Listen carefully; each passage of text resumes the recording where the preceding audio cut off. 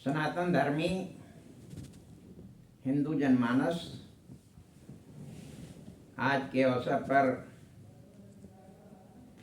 आप सबका वंदन करते हुए, जैसा कि इस चैनल में वेद, श्रुति, स्मृति और पुराणों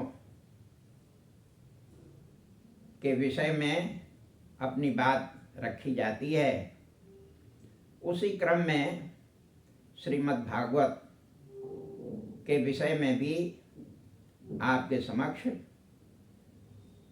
विषय रखे जाते हैं। जैसा कि आपको ज्ञात है कि अपने यहाँ 4 वेद हैं, ऋग्वेद, सामवेद, अथर्ववेद, यजुर्वेद और अथर्ववेद। इसके अतिरिक्त भी हमारे यहाँ 8 वेद और हैं, जिन्हें उपवेद कहा जाता है। उपवेद के बाद ब्राह्मण ग्रंथ हैं, उसमें भी समस्त देवताओं के पूजन की विधियां हैं। और ब्राह्मण ग्रंथ के बाद उपनिषद की चर्चा आती है। अनेकों उपनिषद हैं, जैसा कि आपको मालूम है। और उन उपनिषदों में आपस में अगर कहीं विरोधाभास है तो उसको भी व्यवस्थित करने की व्यवस्था है। जैसा कि आप लोग जानते हैं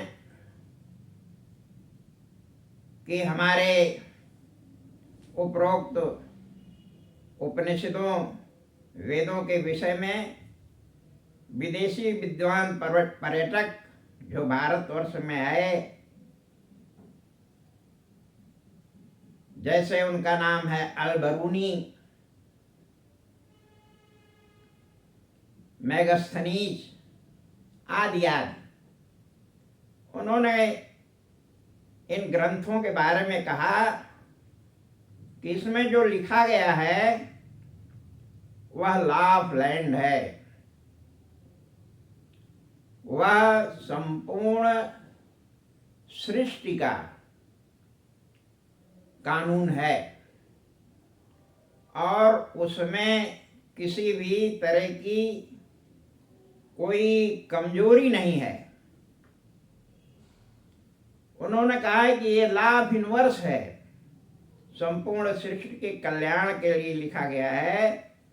और वेदों, उपनिषदों के विषय में यह बताना चाहते हैं कि वेदों, उपनिषदों को ऋषियों ने प्रातिक प्राह की अनुभूति कर उसे अपने शब्दों में लिखा, अतएव इसे अपौरुषेय ग्रंथ कहा जाता है। इसमें वेदों में जो कुछ लिखा है उसे किसी ऋषि ने नहीं लिखा है, ऋषियों ने उसको अनुभूति करके उसका मात्र संकलन किया है। इसीलिए इसे कहा जाता है कि इसे स्वयं भगवान या प्रकृति ने बनाया है, यह मानव निर्मित नहीं है, ये भगवान की वाणी है। अपने यहाँ बादरायण नाम के एक ऋषि हुए, जिन्होंने ये जो तमाम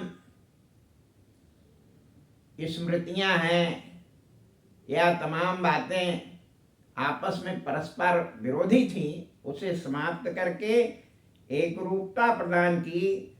और यह कहा जाता है कि जो बादरायण हैं, आपने नाम सुना होगा बद्री नारायण का, बदरी नारायण।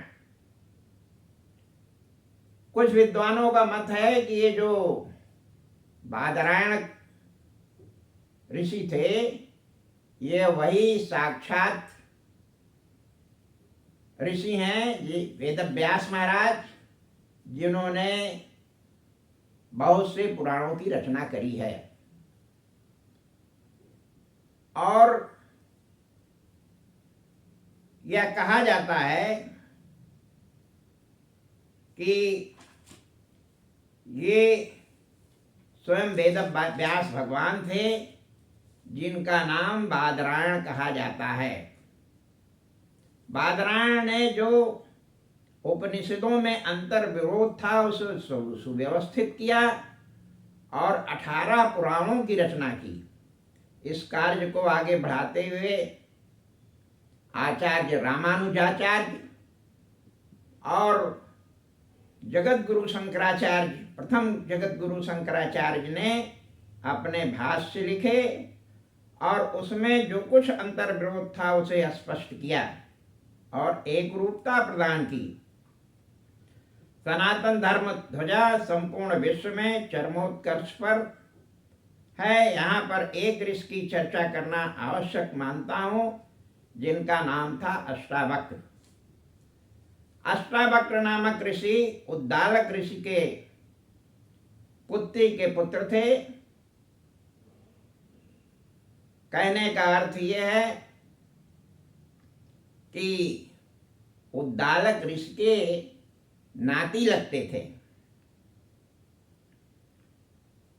त्रेता युग में, जैसा आप लोगों को मालूम है कि यज्ञ और शास्त्रार्थ का विधान हुआ करता था और जनक ऋषि के यहाँ शास्त्रार्थ का विधान होता रहता था। वहाँ जो विद्वान राजा जनक के विद्वान, जिनका नाम वंदनी था, से शास्त्रार्थ में पराजित हो जाता था, उसे जल समाधि लेना पड़ता था। जब अष्टावक्र गर्भस्थ थे तभी उनके पिताजी कहोड़, जिनका नाम था, वो राजा जनक के दरबार में शास्त्रार्थ करने गए।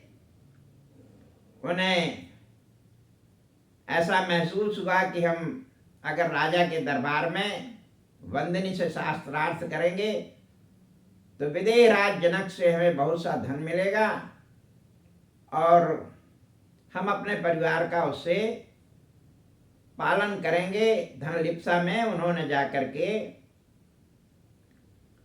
शास्त्रार्थ किया, पर जनक के यहाँ शास्त्रार्थ में वे पराजित हो गए और पराजित होने के कारण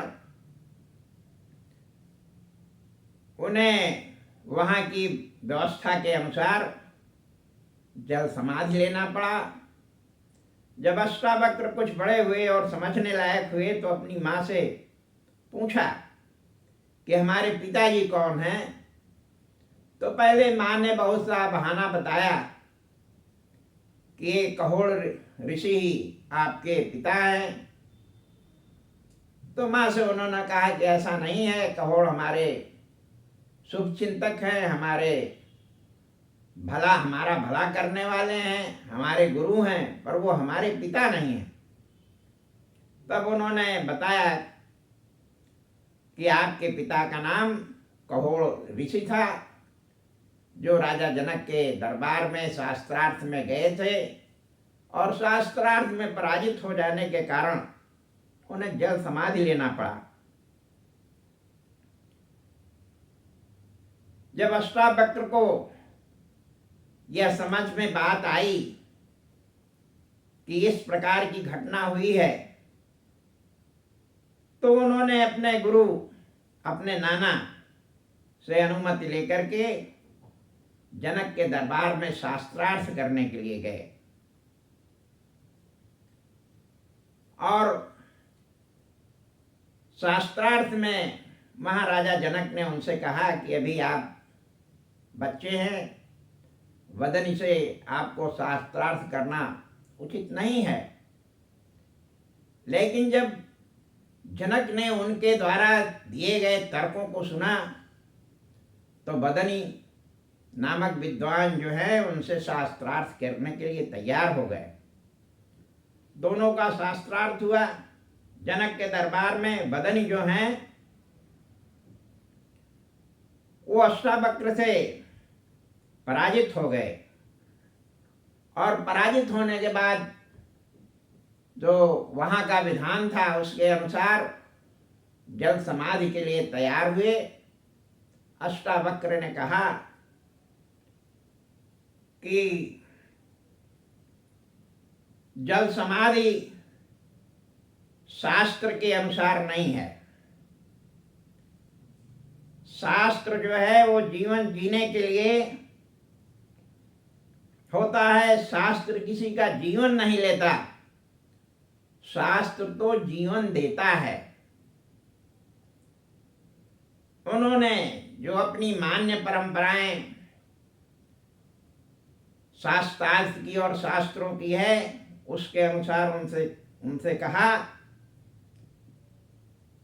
कि शास्त्र जीवन का विनाश नहीं करते, किसी का जीवन नहीं लेते, जीवन लेने के लिए शस्त्र होते हैं।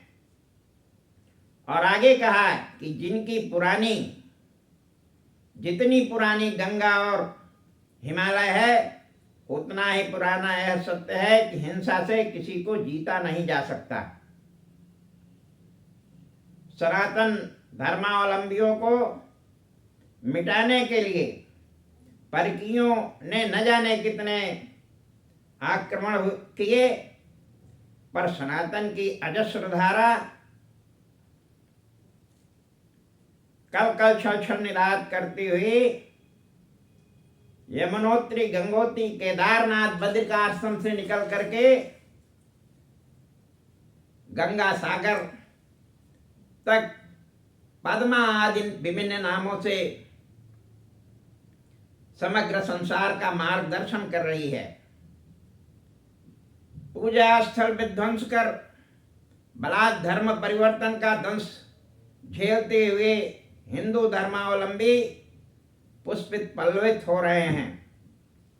आतताई आतंकी विश्व पटल पर नित्य धूल धूसरित हो रहे हैं। विश्व जन समुदाय आतंकियों अत्याचारियों के विरुद्ध जाग गया है, उनका समापन सन्निकट है। वेद पुराण आगम निगम श्रुति स्मृतियां निर्देश देती हैं हिंदू जनमानस को उत्तिष्ठ जागृत प्राप्त बरा निबोधत। आज के अवसर पर पुराण स्मृति और अपने महापुरुषों की वाणी पर विश्वास करते हुए श्रीमद् भागवत के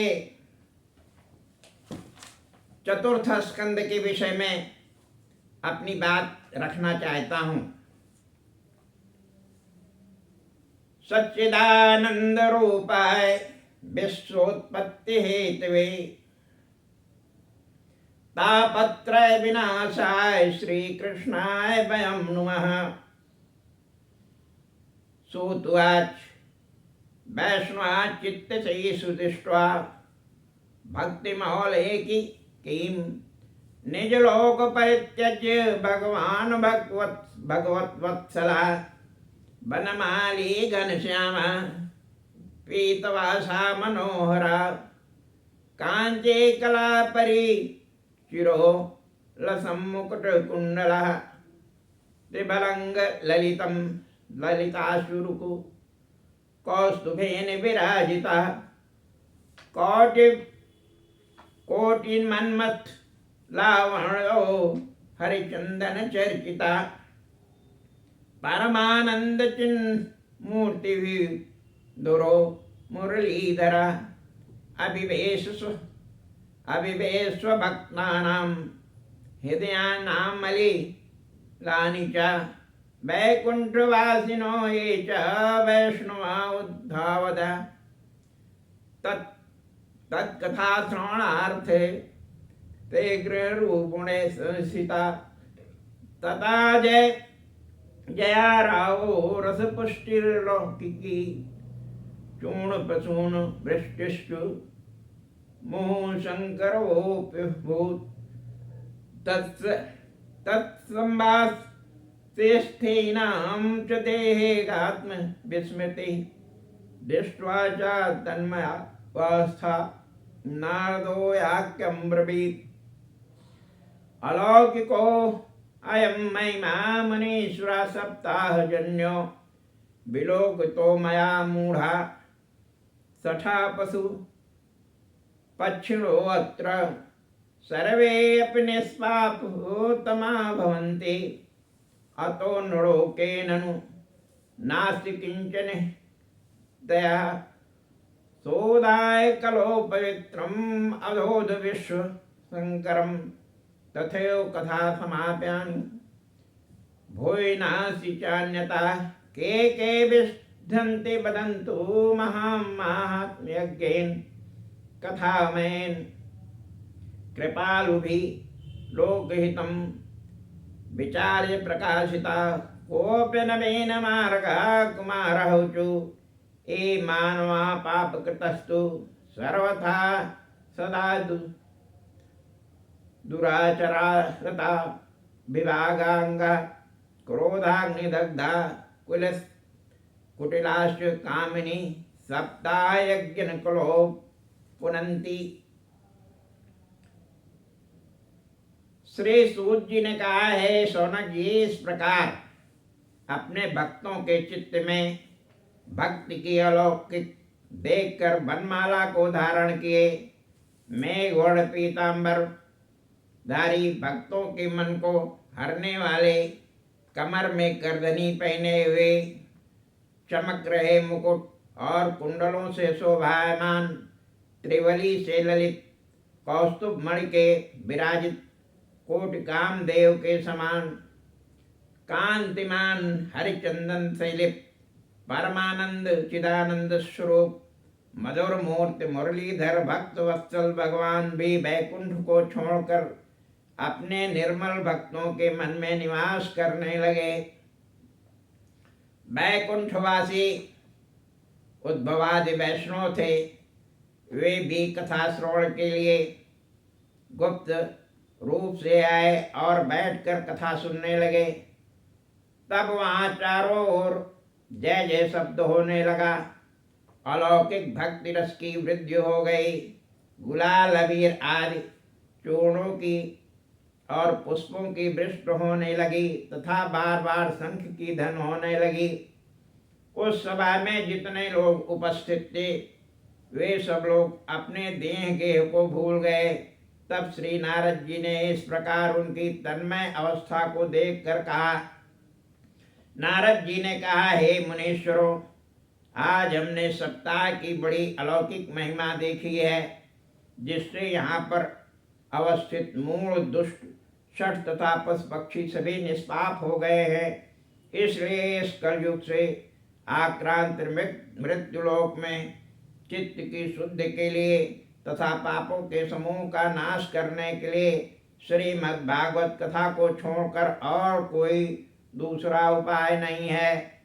हे मुनिवरों, आप लोग बड़े कृपालु हैं। आप लोगों ने लोक का हित विचार कर कोई यह नवीन मार्ग प्रकाशित किया है, इसलिए यह बतलाइए कि कथा का श्रवण करने से कौन कौन से पापी मुक्त होते हैं। सनत कुमार जी सुनिए।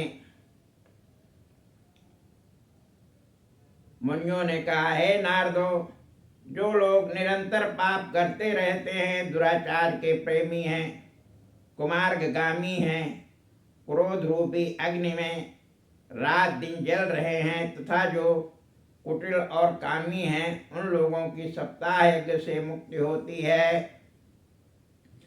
सत्य नहीं नाप्रत मात दूषकास्त्रा कुलाश्चा श्रम धर्म वरिता ए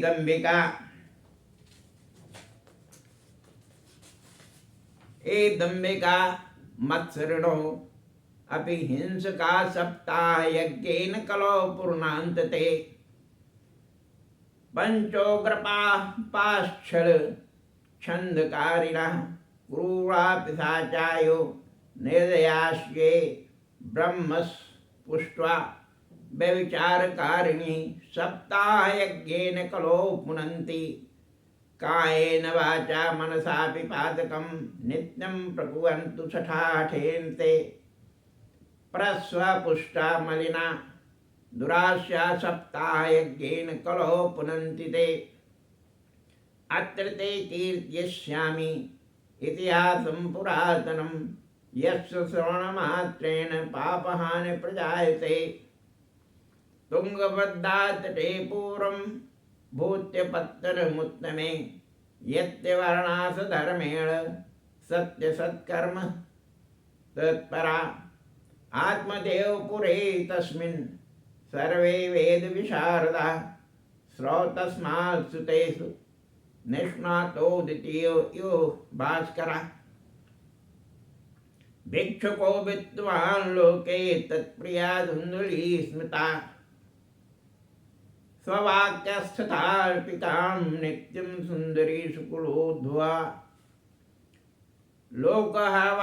लोकवार्तारता क्रूरा प्रायसो बहुजल्पिका सूरा च गृहकृत्येषु कृपाणा कलहप्रिया एवं निवसतो प्रेम्णा दाम्भ्यो माणयो अर्थाकामास्तयोरासन् सुखाया गृहादिकं पश्चाद्धर्मा त्वमार्धास्ताभ्यां सन्तानहेतवे गोभिरण्यवासांसि दीनोभ्यो वक्षता तदा धनार्थधर्ममार्गेण ताभ्यां नीतं तथापि च न पुत्रो नापि वा पुत्री तच्छिन्तुतरो वृषम् एकदा साधुजो दुःखात् गृहं त्यक्त्वा वनं गता मद्यां तिरस्वो जातास्ताङ्गसमुपेयान् पीत्वा जलं निष्णान्तु प्रजा दुःखेन कासिते मुहूर्तादपि तत्रैव सन्न्यासी कशिता सदा आश्रम धर्म से हीन जो दंभी पाखंडी हांडी तथा हिंसक हैं वे सब लोग कलयुग में सप्ताह रूपी यज्ञ से पवित्र हो जाते हैं। जो लोग सबसे छल कपट करने वाले हैं, क्रूर स्वभाव के हैं, पिशाच की तरह दया शून्य हैं तथा ब्राह्मण के धर्म को खाने वाले हैं, व्यभिचार करने वाले हैं, कलयुग में वे 5 उग्र पाप करने वाले इस सप्ताह रूपी यज्ञ से पवित्र हो जाते हैं। जो मूर्ख मनसा वाचा और कर्मा रात दिन हठपूर्वक पाप करते रहते हैं, जो नीच दुष्ट अंतःकरण वाले दूसरों का धन खाकर मस्त बने फिरते हैं, वे इस कलयुग में सप्ताह रूपी यज्ञ में पवित्र हो जाते हैं।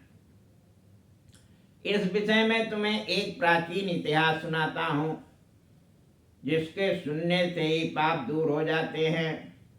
हे नारद, प्राचीन काल में तुंगभद्रा नदी के किनारे एक नगर था, जिसमें 4 वर्ण सत्यवादी और अपने सत्कर्म में तत्पर रहते थे।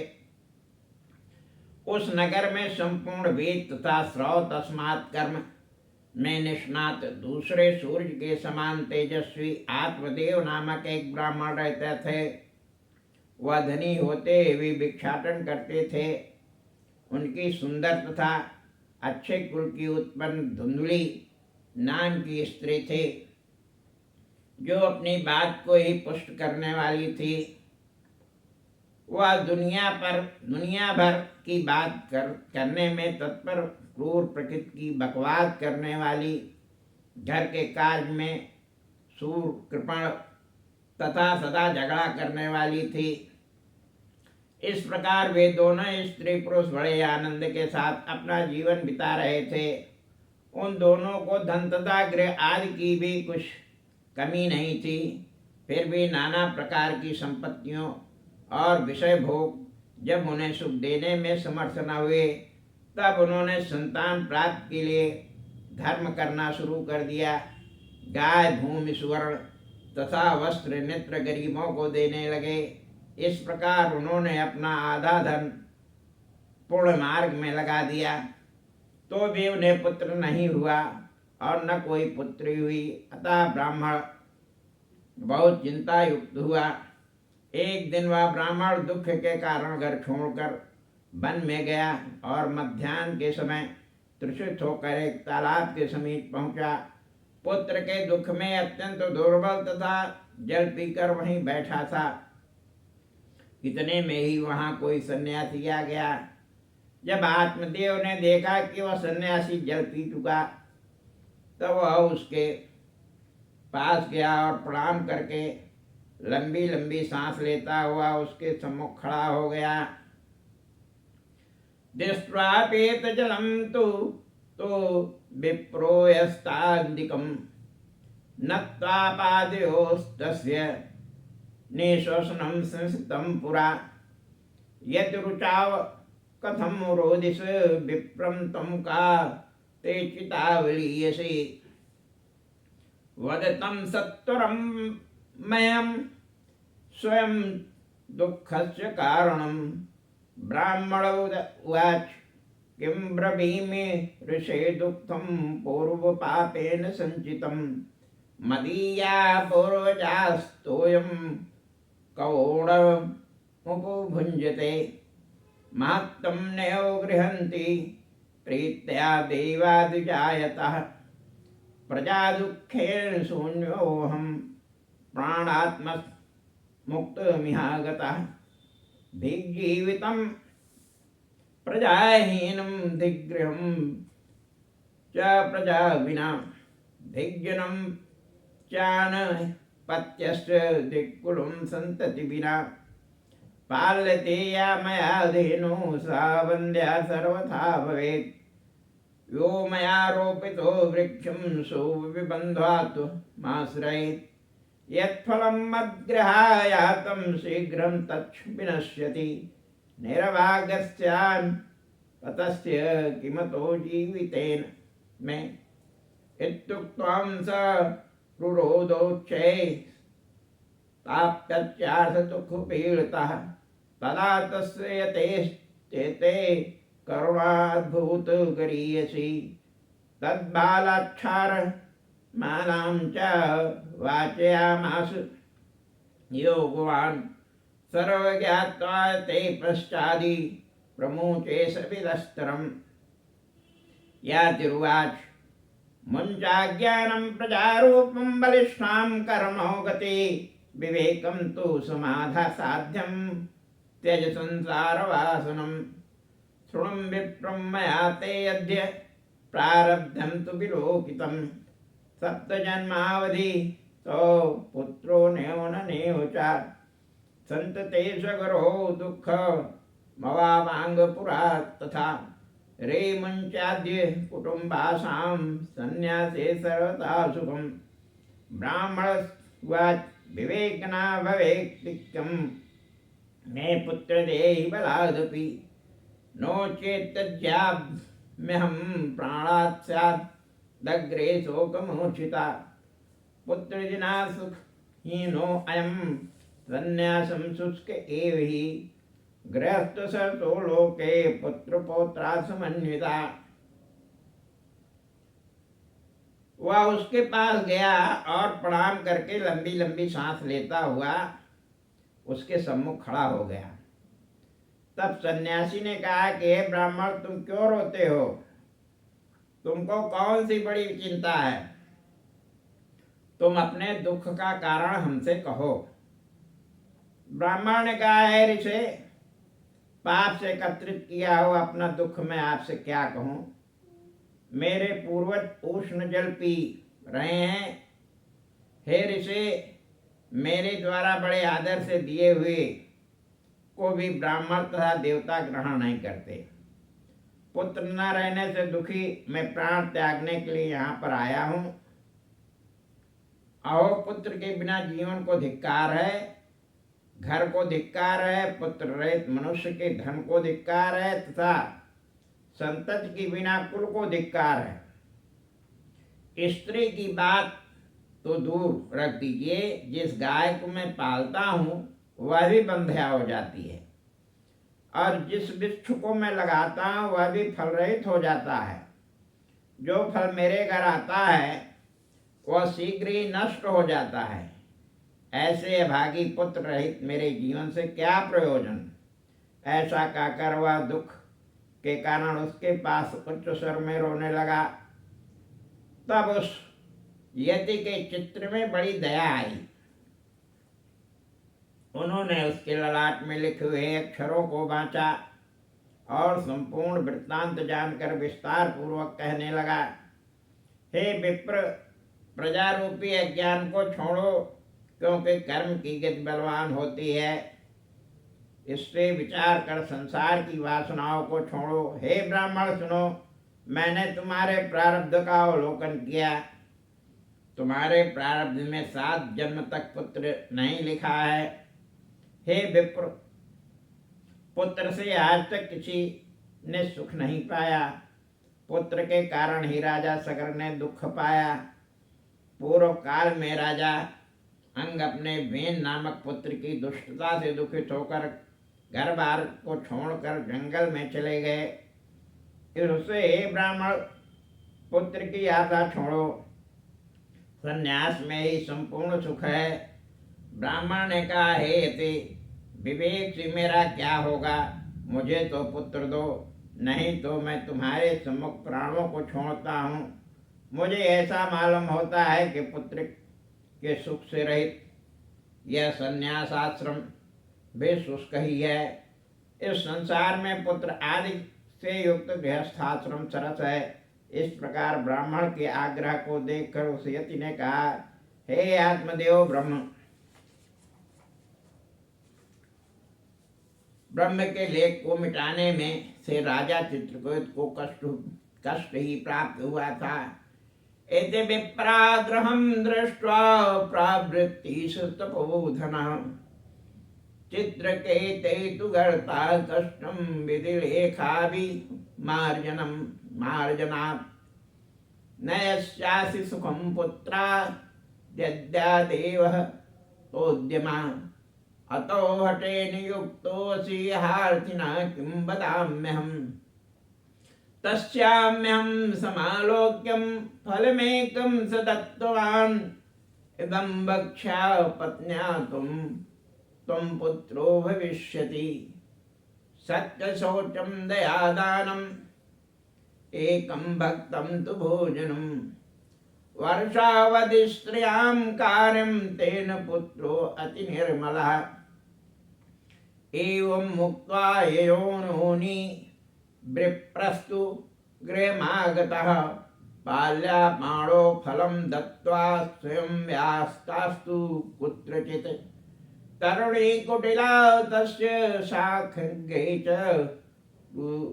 रुरोधः अहो चिन्ता ममोत्पन्ना फलं चाहं न भक्ष्ये फलं भक्षेण गर्भा यस्यादु गर्भे रोदर वृद्धिता स्वल्प भक्षं ततो शक्तिं गृहकार्यं कथं भवेत् देवाध्वाटी व्रजेद ग्रामे पलायेद गर्भिणी कथं शुकवन्निव सेद गर्भस्थमुकुच्छे कथमुत्सृजेत् तिर्यकं चेद् गतो गर्भास्तदा मे मरणं भवेत् प्रसूतो दारुणं दुःखं सुकुमारी कथं सहेत् मन्नायां मयि सर्वस्वं ननादा संहरेत् तदा सत्तशोचादि नियमो द्राद्या स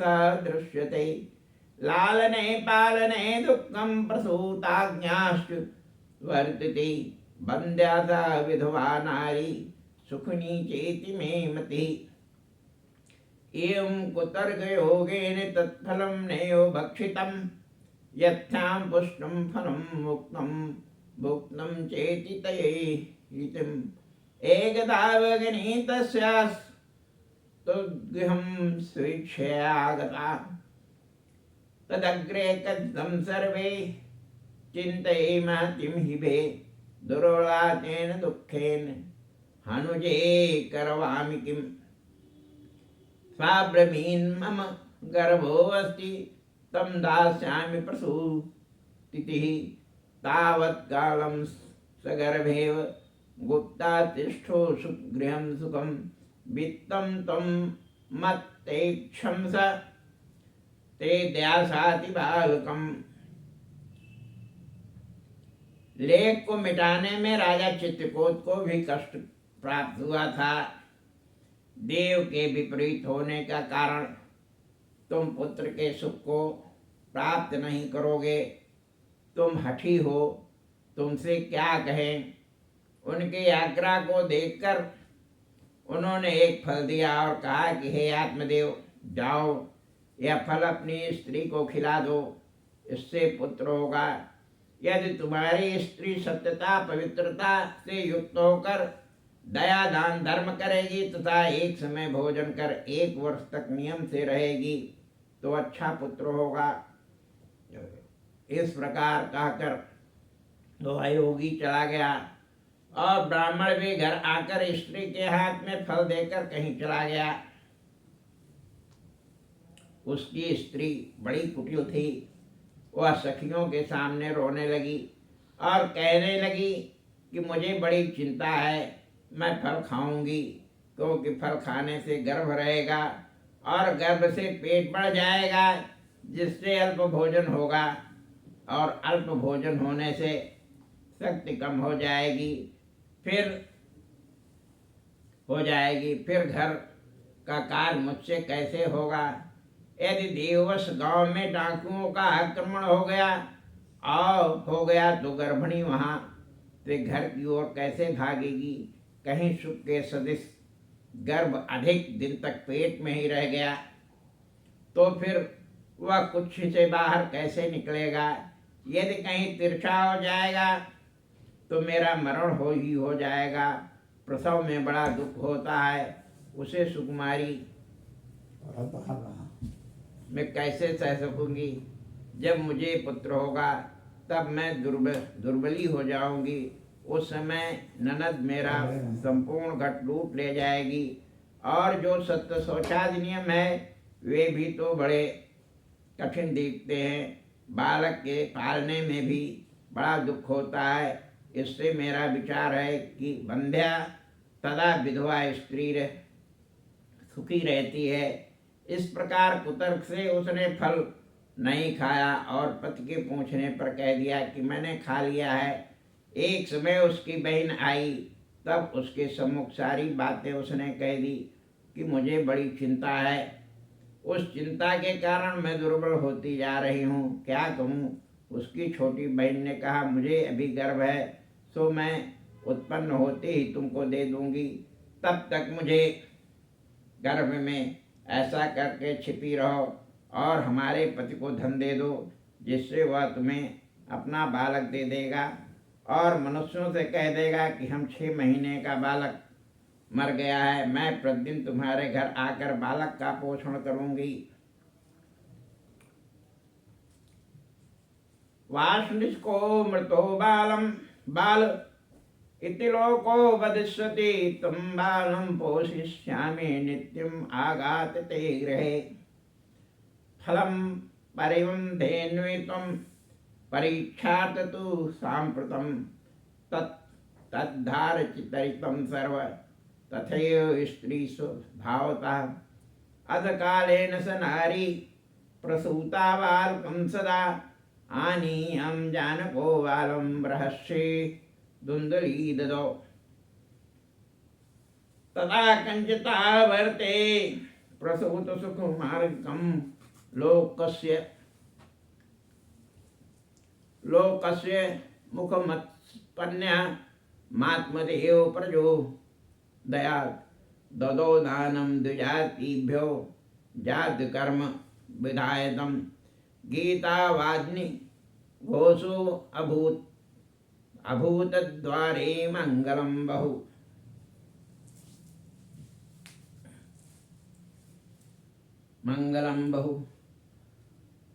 भ्रतुरग्रे अब्रवीद्वाक्यम् अस्तन्यं नास्ति कुचेमम् अन्यस्तन्येन निर्दुग्ध्या कथं पुष्णामि बालकम् मत्स्व सुष्य प्रसूतायां मृतो बालास्तु वर्तिते रामाङ्कारि गृहे रक्ष सा तेर्वपोषिस्ति पतीनां तत्कृतं सर्वपुत्ररक्षणो हेतवे पुत्रस्य धुन्धकारीति नाम मात्रा प्रतिष्ठितं त्रिमासे निर्गते चाथ सदेनु सुभवेश अर्भकं सर्वांगसुन्दरं दिव्यं निर्मलं कनक प्रथम दृष्ट्वा प्रसन्नो विप्रस्तु संस्कारान् वमादये मर्त्वा आश्चर्यजना सर्वे विदर्शार्थ समागता भाग्योदयोऽधुना स्यात् आत्मदेवस्य पश्यत धेन्वा बाला प्रसूतस्तु देवरूपीति कौतुकम् न ज्ञातं तद्हसं तु केनापि विधि योगतः गोकर्ण तं सूता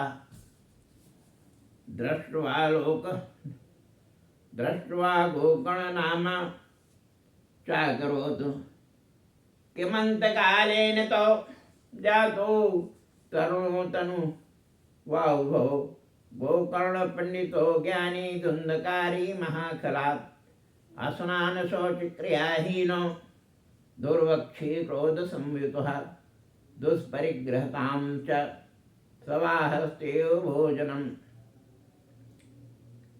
ऐसा कहकर छिपी रहो और हमारे पति को धन दे दो जिससे कि वह तुम्हें अपना बालक दे देगा और मनुष्यों से कह देगा कि हमारा 6 महीने का बालक मर गया है।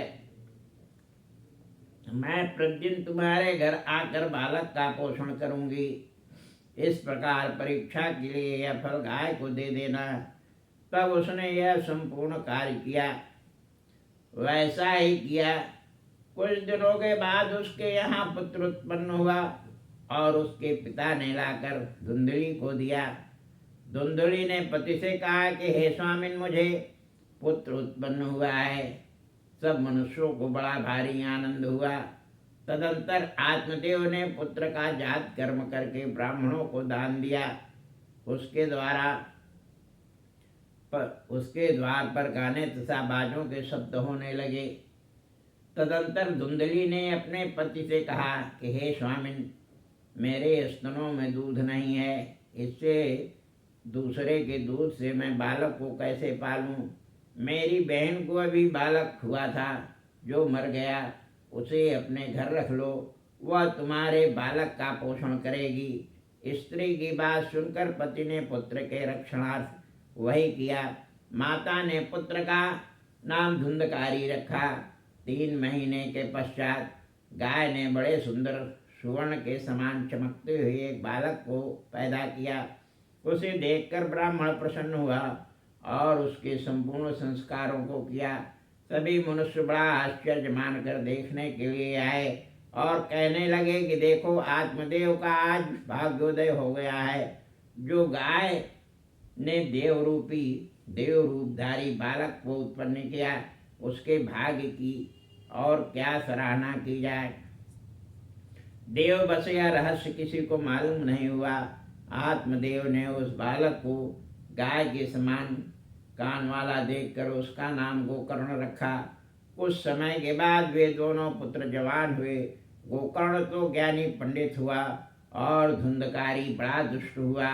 वह स्नान शौचादि क्रियाओं से रहित, क्रोधी, भक्षाभक्ष के विचार से रहित, श्मशानचारी हुआ। वह धुंधकारी चोर तथा सबसे द्वेष करने वाला था। हिंसका शस्त्रधारी च दीनान्धान् प्रपीडका चाण्डालभिर्तो नित्यं पाशस्त्रशृङ्गहता तेन वैश्याकुसंज्ञेन पितृं वित्तं तु नासितम् एकदा पितरो ताड्य पात्रिणी स्वमहारका। तत्पिता कृपणः प्रोच्चे धनाहीनो रुहुदुजा। वध्यत्तं तु समीचीनं कुपुत्रो दुःखदायका। क्व तिष्ठामि क्व गच्छामि को मे दुःखं व्यपोहतेन। प्राणोस्त्यजामि दुःखेन हा कष्टं नमः हा कष्टं मम संस्थितां। तदानीतु समागम्य गोकर्णो ज्ञानसंयुता बोधयामास जनकं वैराग्यं परिदर्शनम्। असारं खलु संसारो दुःखरूपी विमोहिको। सुता कस्य धनं कास्यं स्नेहवान् ज्वलेशान्। न चेन्द्रस्य सुखं किंचन सुखं चक्रवर्तिनी। सुखम् आसि विरक्तस्य मुनिरेकान्तजीविनः। मुञ्चा ज्ञानं प्रजारूपं मोहतो नरके गति। निपतस्यादिदेहोऽयं सर्वत्यावावनं व्रजः। तद्वाक्यं तु समाकर्ण्यं गन्तुकामं पिता ब्रवीत्। किं कर्तुं बनेतात तत्त्वं वद सविस्तराम्। अन्धकोपेष्णे पाशे बद्धे पङ्गरहं सदा। कर्माणां पातिनो नूनं मामुद्धर दयानिधे। गोकर्णोवाच देहे अस्ति मांसे रुचिरे। आवेमिते त्वचं तं ज्यास्तादिषु सदा ममता विमुञ्चम्। पश्यानिशं जगद्दिदं क्षणभङ्गनिष्ठं। वैराग्यं रागसिको भव भक्तिनिष्ठं।